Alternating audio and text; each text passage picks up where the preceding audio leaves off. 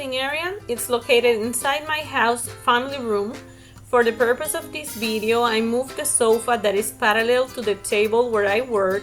If you like, accompany me to see how, from having a room, I had to store everything in such a small area after my second daughter was born. This is my work table. There, I have the tripod with the camera for recording videos. And here, I have the tools I use most frequently, like scissors, ruler, glue, pencil, eraser, tweezers, spatula, and those things I like to have on hand.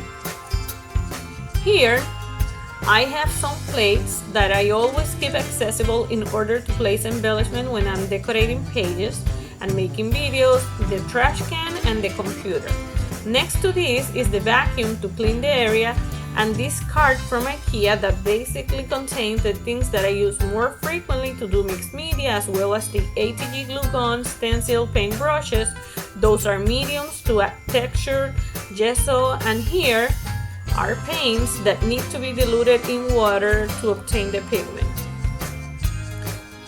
Below, I have Nuvo drops, some generic stickers book for when I'm missing a small detail I check there.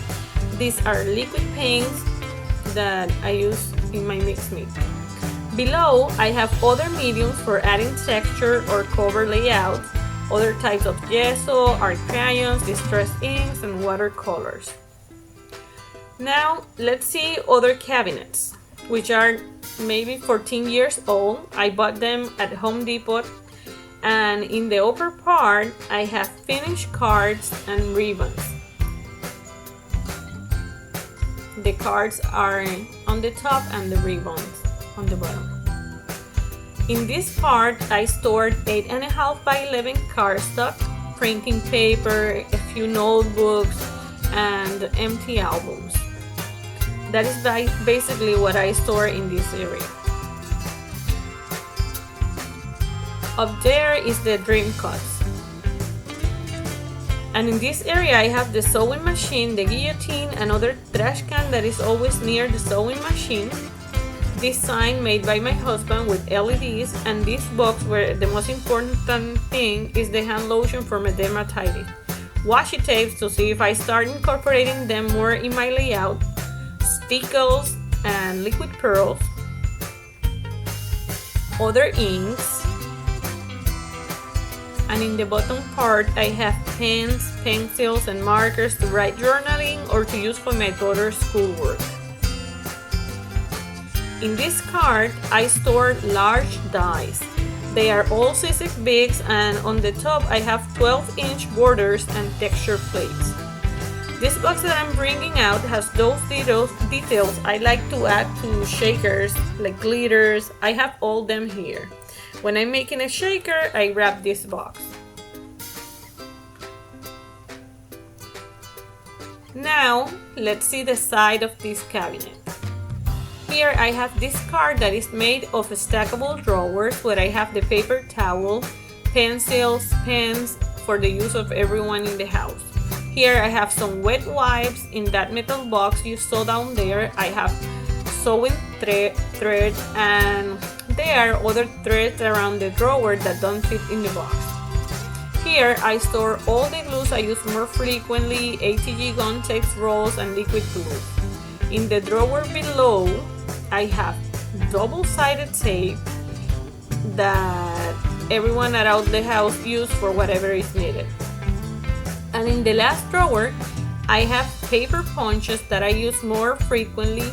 I have more punches, but they are in here because they don't fit. The other drawers are used by my husband.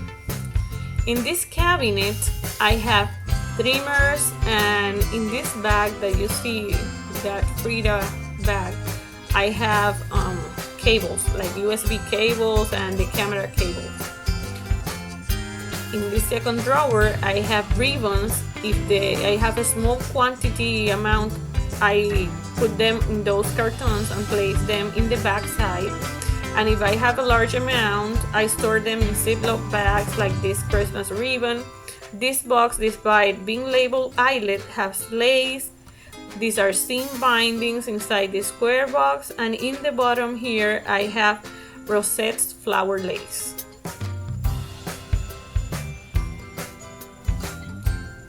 In this third drawer, I have all my threads, twines, and also roller stamps that I usually use for dates, although a few have messages. Beside them, I have the inks I like using to stamp dates, whether black or gray.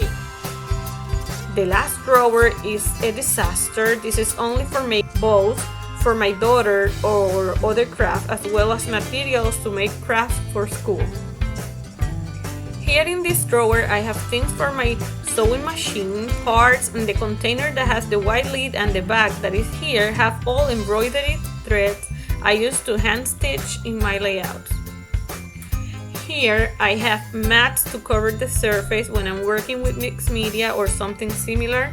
These are some heat transfer vinyl to make shirts and some pretty plates for when I'm making videos. These are some things I have pre-cut. Most of them are butterflies and the rest are doilies. There are some snowflakes and small birds, but they are very few.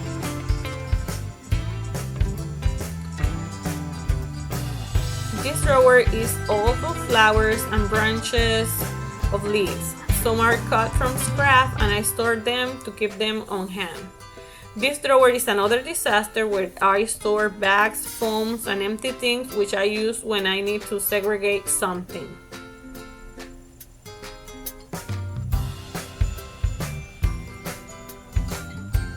Now I'm going to show you this other set of furniture. There are two pieces which I bought several years ago in Costco. They came with this canvas basket which allow me to store large things and accommodate many things in limited space. Here you can see my cutting machines, some paint brushes, and there I have the Cricut and the Silhouette. During Hurricane Maria, water came into this room, so these furniture sets and the white cabinets were slightly damaged.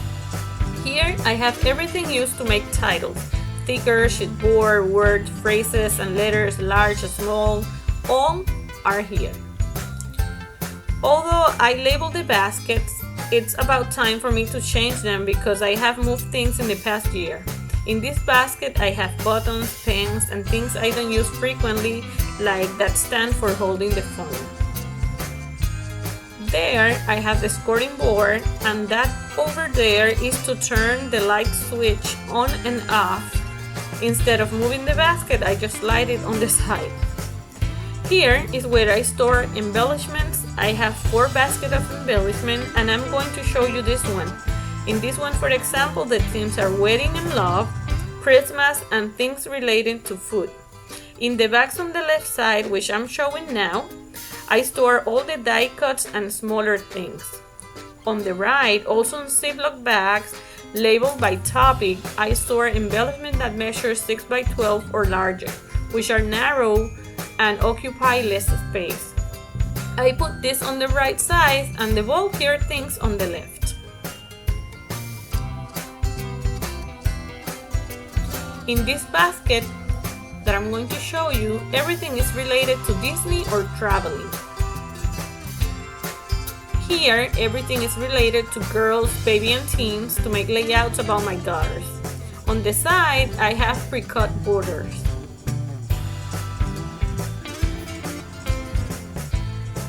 In this basket, I store things that don't have a particular theme, so I store them based on manufacturer and following the same concept. On the left, the more bulky things, and on the right, the narrower one. In this one, I have a few things sorted by manufacturer and some by theme, like school, birthday, and summer.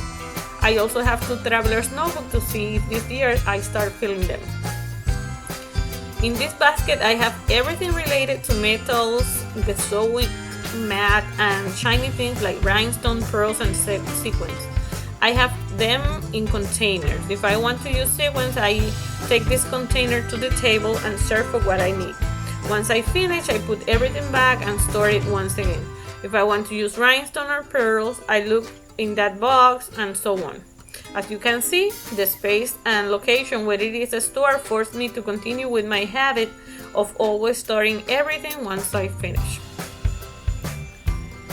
In this basket, I have everything related to stamping and embossing, as well as these old stamps by Fancy Pants. Many years ago, they made this 12 by 12 stamp.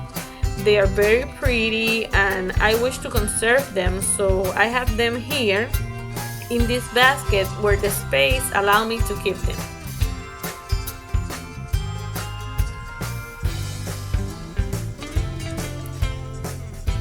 In this basket, I have everything used to make mini albums, 6x6 paper pad, and this box of cards that I bought a while back. I made a mini album with them, but there are still cards available.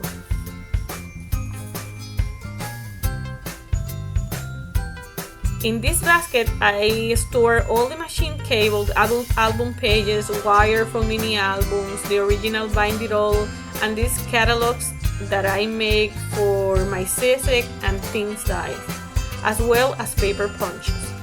What I am showing you now are some 12-inch dies I have, and in this binder that is blue, I have the paper punches and the smaller dies.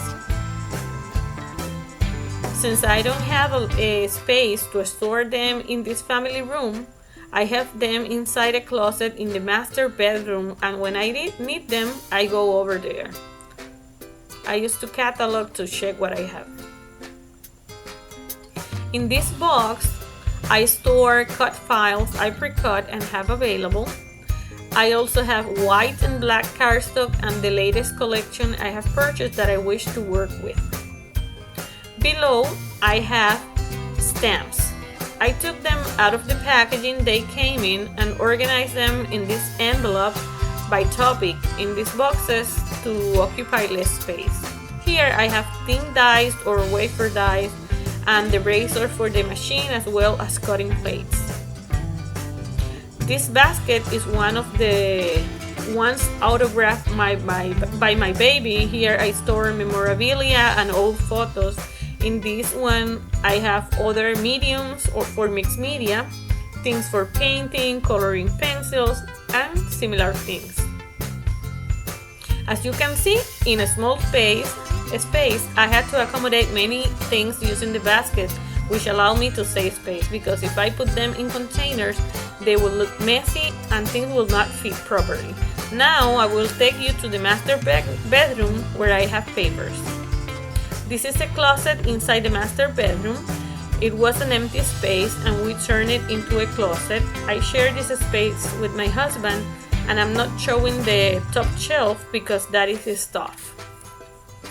There I have cardstock, papers, more papers, punches, and more punches. Below, I organized the cardstock by color and manufacturer. I sorted the pattern papers by theme, but also by manufacturer. For example, in these first boxes, as you can see, they are organized by theme: family, autumn, Thanksgiving, Christmas, summer and beach, traveling, etc. If it doesn't fit into any of this theme, then I place it by manufacturer. Other boxes of paper go in front of this, which I move in order to show this to you, but it is quite full. There I have around 4 boxes of Disney themed paper punches and inks, distressed inks, and the re-inkers. Since I have the paper punches in the catalog, when I need one, I come and get it. This is my scraping area. Thank you for joining me. It isn't an area for a magazine. Some things are a little worn, but regardless, I am thankful and happy to be able to count with this space to clear my mind and let my creativity flow. Once again, thank you and see you soon. Bye.